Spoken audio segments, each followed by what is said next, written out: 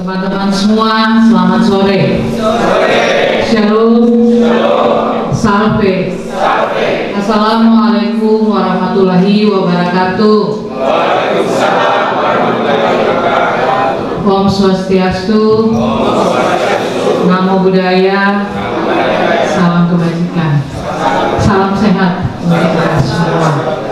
Yang saya hormati Ibu Kepala Badan Kepegawaian Daerah Provinsi NTT dan semua teman-teman, Ibu Kabid, Kakak Hans, teman-teman asesor semua, dan yang saya hormati dan saya kasihi semua teman-teman lingkup Diskop Nakertrans Provinsi Nusa Tenggara Timur.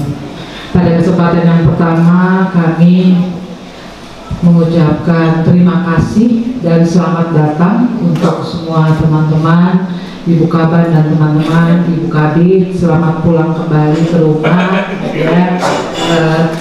Dan kedatangan Ibu ini, teman-teman, kami benar-benar memberi apresiasi sungguh, karena tentu yang akan disampaikan itu benar-benar adalah hasil yang penting menjadi bahan evaluasi bagi kita semua untuk pengembangan karir teristimewa secara person dari masing-masing yang mengikuti, dan yang paling penting untuk kita melakukan perbaikan-perbaikan untuk pelaksanaan tugas apapun yang menjadi tugas pokok dan fungsi teman-teman semua terkait untuk pelaksanaan kegiatan dan urusan di urusan koperasi, UKM, tenaga kerja, dan transmigrasi.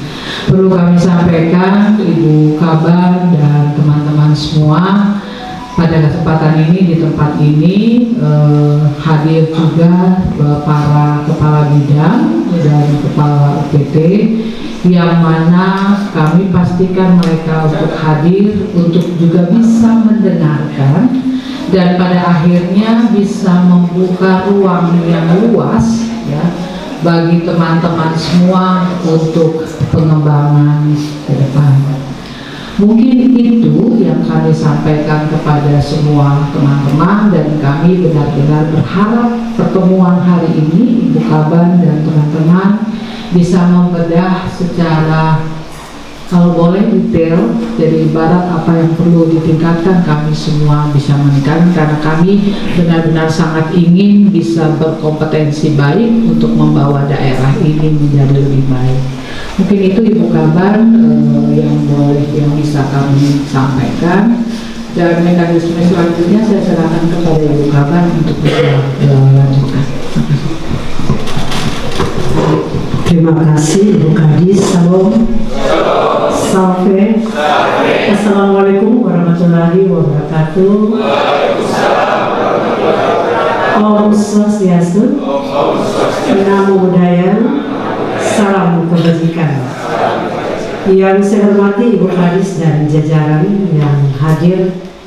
Bapak Ibu, asesmen center yang Bapak Ibu kemarin pergi itu asesmen center yang terakreditasi A.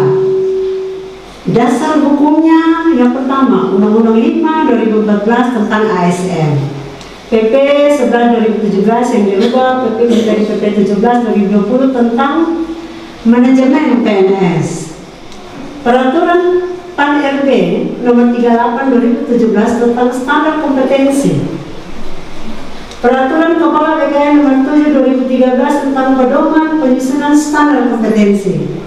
Dan kami sudah mempunyai Peraturan Gubernur nomor 65 tahun 2021 tentang standar kompetensi manajerial sosial kultur ASN di Provinsi Nusa Tenggara Timur. Semua itu untuk menjawab sistem merit yang tadi dalam aturan itu. Antara lain kualifikasi. Kalau kualifikasi, Bapak Ibu punya data sudah ada di kami, ada pendidikan, pangkat, golongan.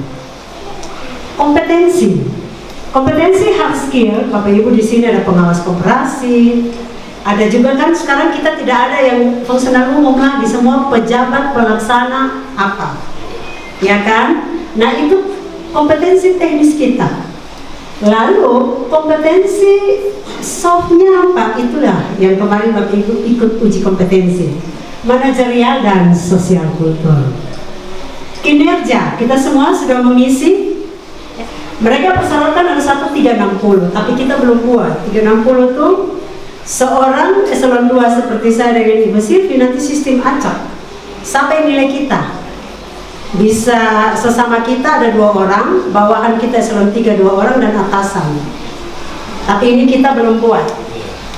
Mungkin ke depan, mungkin. Sesuai dengan PKBKN, maka manajerial itu ada, kalau kita pakai PKBKN 7 2013 ada 30 kompetensi. Kalau kita pakai Permenpan RB 38 ada 8 kompetensi manajerial. Sosial kultur di sini 3, di sini 1. Ya, sosial kultur salah satu yang Bapak Ibu kemarin surat dari Ibu Penjabat Sekda untuk kita semua menari di ulang tahun Provinsi NTT. Nah, hasil penilaian kompetensi Bapak Ibu dinilai tidak oleh satu asesor, tetapi lebih dari satu, minimal teman-teman ini 3 orang menilai Bapak Ibu 1 orang. Kenapa? Jadi itu untuk jangan subjektivitas tetapi harus objektivitas, gitu ya Bapak Ibu. Saya perlu menekankan ini karena ada lihat yang menilai ini bukan saya. Ini siapa yang kerja waktu itu? Multi simulasi, kita tidak boleh satu simulasi saja Bapak Ibu. Jadi kemarin Bapak Ibu ini 3 simulasi. Metodenya psikotes. Kemarin semua ikut psikotes? Ikut. Analisis kasus. Ya.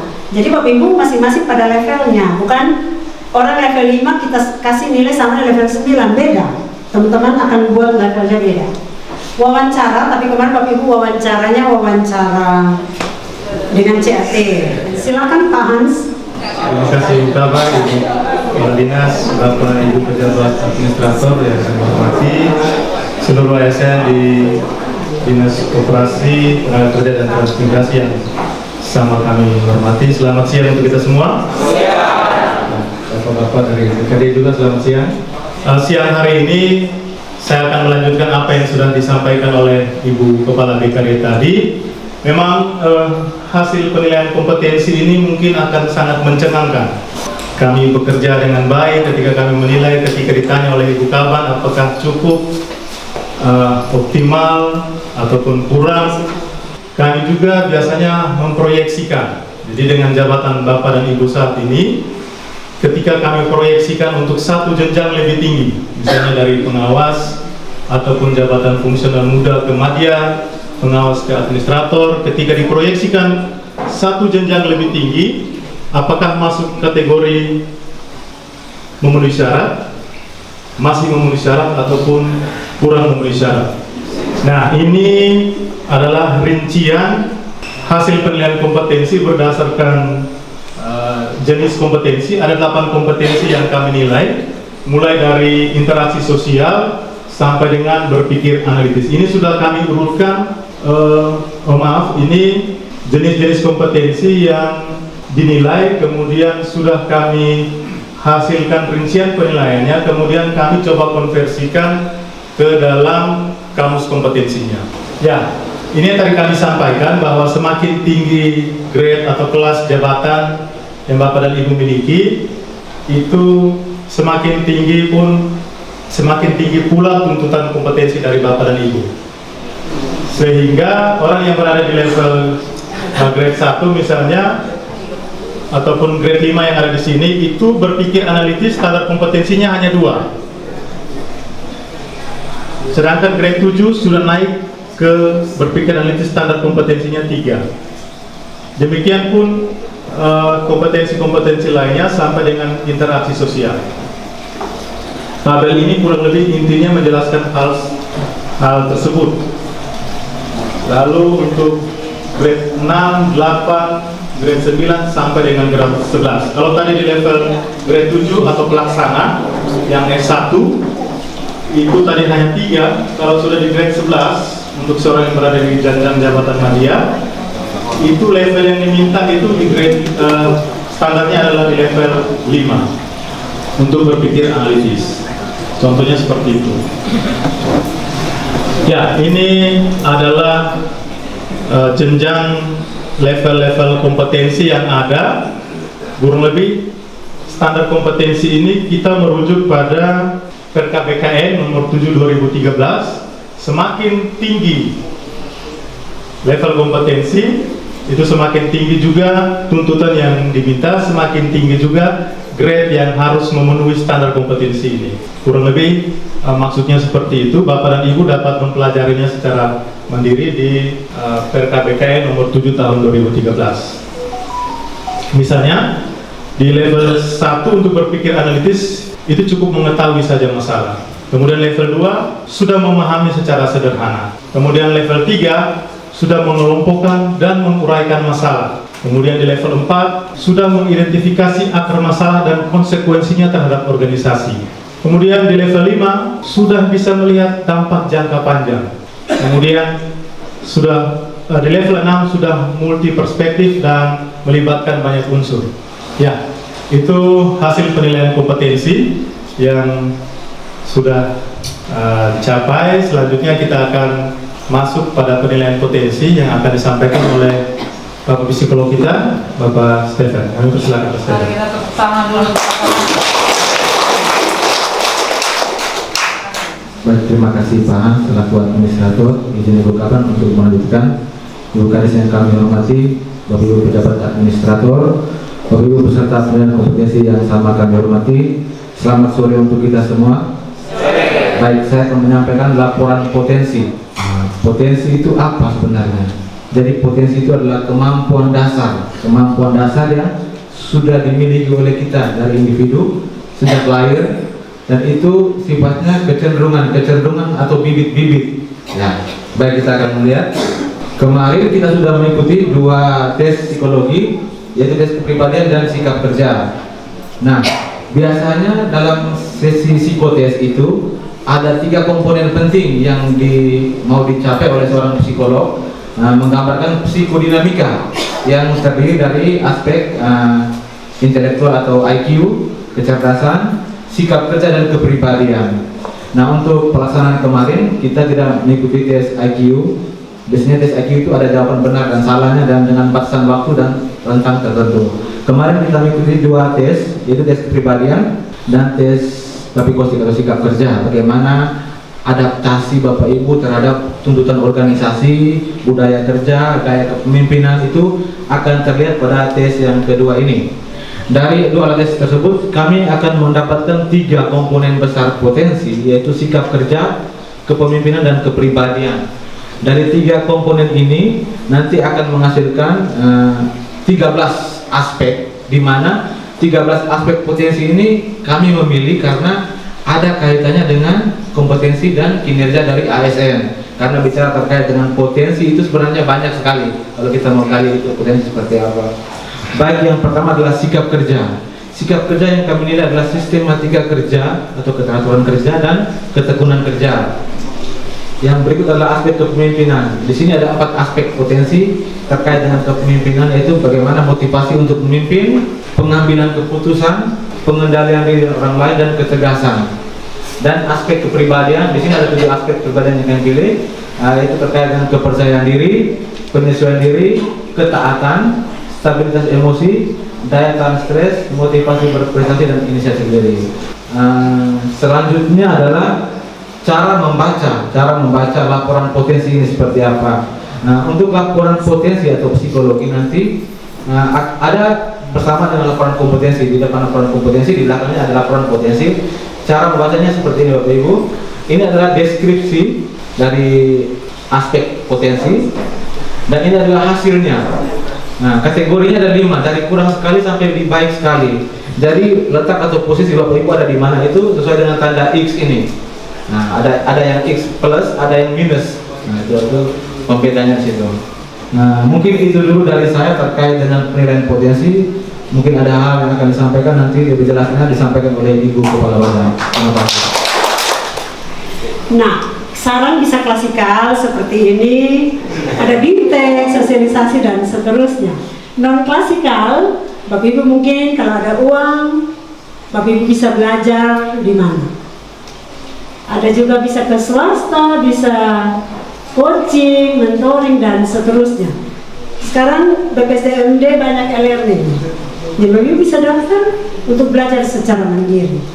Nah, faktanya Bapak Ibu kurang memanfaatkan waktu dengan baik. Jadi ketika dikasih waktu, Bapak Ibu kerja yang kemarin itu terlihat, sehingga kualitas jawaban Bapak Ibu seperti yang Bapak Ibu tampilkan. Memanfaatkan waktu dengan sebaiknya dalam menjawab pertanyaan, masih ditemukan peserta yang kurang mendeskripsikan jawabannya secara lengkap dan menjawab seadanya, sekenanya. Perlu dilakukan pengembangan kompetensi komunikasi tertulis, literasi digital, dan lebih mengoptimalkan pekerjaan instrumen penilaian yang diberikan. Rekomendasi nanti Ibu Kadis dan Bapak Ibu Kabit tolong feedback memberikan nilai ini kepada teman-teman. Kami kasih waktu 1 minggu selesai, Pak, tolong sampaikan kembali ke kami, membuat lapor analisis kebutuhan. Tadi contoh, Bapak Ibu mau tambah apa lagi, melaksanakan program pengembangan sesuai penilaian berdasarkan hasil. Ini kami sarankan adaptasi terhadap perubahan, inisiatif dan kerjasama. Jadi inisiatif dari Bapak Ibu sampaikan ke kami, sampaikan ke Ibu Kadis. Kalau saya terbuka untuk semua pegawai, siapa saja mau sampaikan dia punya pendapat silakan. Kalau memang itu baik, kita rapat seperti ini, semua setuju kita laksanakan. Penutup, hasil penilaian ini diproses dengan menggunakan instrumen yang terukur dan dilaksanakan secara profesional dan objektif, dapat dipertanggungjawabkan. Hasil penilaian ini dapat dipergunakan untuk pengembangan SDM di OPD ini. Profil kompetensi setiap individu disajikan dalam bentuk laporan sendiri. Jadi Bapak Ibu akan dapat potensi dan kompetensi. Sekian dari kami. Atas perhatian Bapak Ibu, saya terima kasih. Baik, teman-teman semua, yang pertama mari kita beri aplaus terhadap hasil dan expose hasil. Jadi dua hal yang kita perlu tepuk tangan. Yang pertama terhadap hasil kita sendiri, dan yang kedua kerja keras dari BKD dan teman-teman untuk menyampaikan, mengekspos hasil ini. Saya sekali lagi memberi terima kasih ya, terhadap hasil ini, dan bahwa yang paling baik, hal yang paling baik dari penyampaian hasil ini adalah kita memahami secara baik terkait dengan kondisi kita saat ini. Satu yang saya mau bilang adalah mari kita penuh rendah hati untuk melihat ini ya, dan memastikan di mana potensi dan kompetensi kita. Dan sekali lagi saya bilang, di mana yang perlu kita tingkatkan dan di mana yang perlu kita stuck, sedapat mungkin juga tingkatkan ya. Jadi ibarat pada posisi yang tadi belum dapat 4 itu, mungkin ada yang, tapi kita capai 4 ya. Jadi saya benar-benar hal yang paling saya suka adalah mari kita rendah hati untuk melihat hasil ini. Hasil kita lihat, kita terima, baru kita bisa lakukan. Kami memberi terima kasih yang luar biasa. Dan untuk teman-teman semua, kita sudah mendengar tentang kompetensi dan potensi, dan semuanya itu bisa ditingkatkan.